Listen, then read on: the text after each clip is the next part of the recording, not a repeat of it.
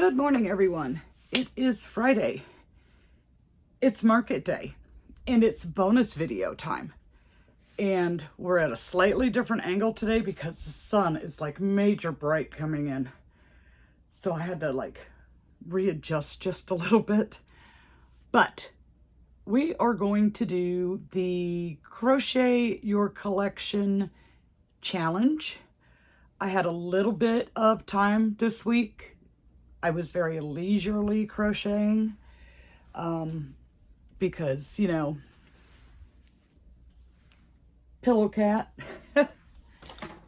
did my hands in just a little bit. Very fatigued. So I tried to pick items that were okay to use parfait chunky with, because that's a lot easier on the hands. And it's supposed to be patterns that you have never in your collection that you have not made as of yet. And I do have quite a few, but some of them I wasn't ready to do. Like there was a lot more involved in it than what I wanted to invest for the way my hands were feeling this week. So I did a couple and they're small. But before I show you those, I really didn't do a whole lot. I did get 2 mini scrumps made, and these are a Crochet Grove pattern. They're free over on Ribbler. So I did these last night because I only had one left, and this market tonight is supposed to be a better market than last week. But honestly, pretty much anything could be better than what last week was. So we made 2 of the mini scrumps, and then I showed you that Christine from What's Up Cupcake sent me some green safety eyes so that Robin could make a dragon. And she sent me that safety eye jig. Oh my gosh, that thing was such a dream to use. So I did get to make a toothless. And these are the eyes that she sent me. They are the Wicked Green. Oh, this lighting is just awful. Let's see. It's so bright today. But I think the eyes are just beautiful. And the little safety eye jig, oh my gosh. I had no problems using that. And I have a few eye tools, like Stacy sent me one, which works great for, say, like 20 millimeter and down. But when I get to the bigger eyes, I feel like I'm squeezing so hard that they're going to snap and break. It could just be my imagination, but that's how it makes me feel when I try to use those. And I had purchased a eye jig a while ago on Etsy, but it's made of wood, and I could stand up and put all my weight into it, and the eyes just would not snap into place. Now, I don't know if it's because it's wood versus what Christine sent me is 3D printed. You know, it's a plastic, that it's harder. This, you know, the material is harder. If that's why it was easier, or I just don't know why. It was just so much easier to use. And then, of course, this little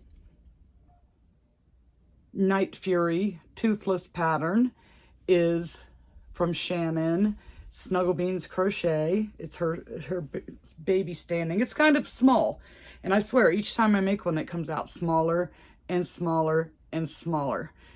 And I'm looking at this eye, and the way the sunlight is hitting that, it is just absolutely gorgeous. Like, the camera cannot pick up the gorgeousness of these eyes. Like, it's just like, wow, wow. So I did get to make a dragon. So, what patterns did I do for the Crochet Your Collection challenge? I did a few. I went and I was looking and I was clicking, because sometimes you can't even tell what the pattern is by the name of the file. It's like, I need to rename these so it makes it easier to find. but I was able to pick out a few different patterns. And honestly, wasn't real thrilled with one. The other two were all right. One, I took my, what'd you call it? My creative license and changed some of the coloring in it because I just felt that it needed it. And, well, let me just show you. So, it's no secret that one of my favorite shops on Etsy is Amigurumi Estonia. She has some beautiful patterns. Well, a while back I just dropped it. A while back I had purchased a package that came with like 8 or 9 different little dogs. And when I got my new Perfect Chunky colors, then I said, I see some dogs in my future. So that was my first pick that I have that I haven't made any of. And I don't know, I'll just show you. This one is supposed to be a little pug. It's cute. This way cuter than the next one. I did this with the new colors. It's, well, a new color. This is the marshmallow color. And then I used chocolate for the muzzle and the ears. Now, because this is Perfect Chunky, it is small. If it was done out of brights, you could add a couple of inches. If it was done out of Bernat, you could really add some size to it. Of course, we all know that. But it is no-sew. You make the feet, the hands separate. They get crocheted in the round. The ears are surface crocheted. The muzzle on this one is all bobble stitches. So, you know, it's, I mean, it's an okay pattern. I only tried 2 of the 8 or 9 dogs that are in it. And this one didn't turn out. I don't know. His little muzzle just, like, it's not big enough. But this is also, the light brown is chestnut and the dark brown is chocolate in the Perfect Chunky. It is also no-sew. You make the tail and the arms and the legs separate. They get crocheted in the round. And the muzzle is bobble stitches, but I think there needs to be more of it. Like, this face looks better, I think, than this face. Because the muzzle part on this one isn't big enough, in my opinion. It could be me. Maybe I did something wrong. I don't know. But there's like a Dalmatian in this pattern. There's, I can't even name all the dogs. There's like 8 or 9 of them. And it's not a bad price. But they're all pretty much the same body shape.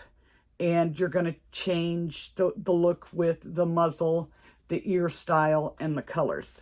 But they're kind of cute. This one's definitely cuter. So that was the first one that I did. Then I switched to an Avery Crafts a Lot pattern. And it is a pattern that contains a seagull and a pigeon. And I kept putting it off because it's like, I have a lot of birds. I really don't need any more birds. But do I have a seagull? No, I do not have a seagull. So because I do not have a seagull, it got picked to go into this challenge. Now in Avery's pattern, she shows that you can crochet a beak and sew it on, or you could just, you know, embroider a beak like we do with the little mini birds. But she does her seagull in all white. And to me, it looked like a snowman with wings. Because this is a chubby little guy. So this is the one I decided, let me play with the colors. And I am going to like it a whole lot better. And of course, it's another one of those where you can't really go by the picture because the picture really doesn't do the plushie any justice. Sometimes it is just super difficult to get a good picture of these plushies. No matter what angle you're at, what kind of lighting you have, sometimes it's just hard. So I got out the white, the gray, the black, the orange, and other than the beak, this is no-sew. So here's my chubby little penguin. Now, like I said, hers, she does it all white. I just used a light gray. The first 2 rounds I did on the wings, I did in black. They get crocheted in. The little feet get crocheted in. And that was the only part that I kind of struggled with. I had to keep adjusting to get my feet to kind of line up, you know. You know how tension is with this stuff. I believe I used a 14mm eye. And the beak I did in all orange, and then I took and just embroidered a little black like rim across the beak there. The tail is, you know, you slip stitch to join and then chain and go back. She has it white, but I did it 1 gray, 1 black, 1 gray. And now he doesn't look like a snowman with wings to me. It's weird where our imaginations go. But it's a cute pattern. Now, I did not get to try the pigeon, because like I said, I have a lot of birds, but I did not have a seagull. I do have 2 small little pigeons. So the pigeon may just happen in the future. But it's a cute pattern. I mean, he's a chubby little guy, but if you add color to it, he looks good. He really does look good. So this is Avery Crafts a Lot over on Etsy. And then I have one more.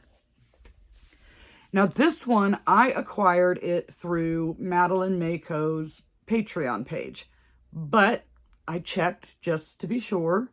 It is available on Etsy. So I had a hard time with this one because there are some that I have purchased that I would really like to do, but I was trying to take it easy on the hands, you know. And so this one is Miko, the monkey. And I have monkeys. I have a couple of patterns that I really like, including my Mona Brown monkey. But this one looked a little different. And like I said, I wanted to use my new colors that I got from Parfait. So I thought, well, if I do lighter colors instead of like darker browns or black, you know, if I do lighter colors, it'll look like one of those little, what are they, you know, one of those little, like, circus monkeys where they place the little, you know what I'm talking about. So that's what I was attempting to do. And, well, I don't know if I was successful or not. But this is Miko Monkey. And you only have to sew on the muzzle and the ears. And I will say, because I was using sinker eyes, I sewed the muzzle on before I stuffed the head, so it might not be like perfectly straight. But you know, when you use the sinker eyes, it makes it very difficult to sew close to it. But those are some blue sinker eyes. And chestnut and oatmeal. It's kind of the 2 that I stuck with colors. I mean, mostly browns this time. But, you know, when you get some nice browns, you want to take advantage. So, Miko Monkey. And that's all that I made for the challenge. That's all I had time for, because I did want to definitely have a Night Fury to take with me. today, and I have some a little bit of pricing to do, because I'm not taking everything. Like, I'm not sure if I'm going to take Big Pillow Cat with me today. Like my really nice dragon, I'm saving it for when it's closer to Christmas shopping time, because it is higher priced, and I think people are will be willing to like buy higher priced items then. And not to mention, with the kids out of school right now, I don't want all the little sticky fingers manhandling the good stuff like that. So Pillow Cat, I'm not sure, because I didn't sell a lot, so I don't have a whole lot of space in the market bags to fit things. So I might take the small Pillow Cat, say Big Pillow Cat, for next month in September, when hopefully things are going to start to pick up a little. And I don't know, I have to decide, because I still got, like I said, I got to price it, tag it, put it in Square inventory. Like, all my stuff is charged and ready to go. So I just have a few last minute things to do, and then I'm good. Good to go and sweat my butt off. So, yeah. That's it. That is my, gosh, you guys, you made it a hard one to remember the name of. It's like Crochet Your Collection. Crochet Your Collection Challenge. But it has to be something that you haven't made. So, now I am supposed to challenge someone. Who am I going to challenge this time? So, there's always the usual suspects, but maybe we need to change it up this time and bring some other people into this stuff. I know some people don't appreciate the challenge. You know, it's like, but it's something, just because you're challenged, you don't have to do it. And even if you didn't get formally issued a challenge, you don't have to wait for that.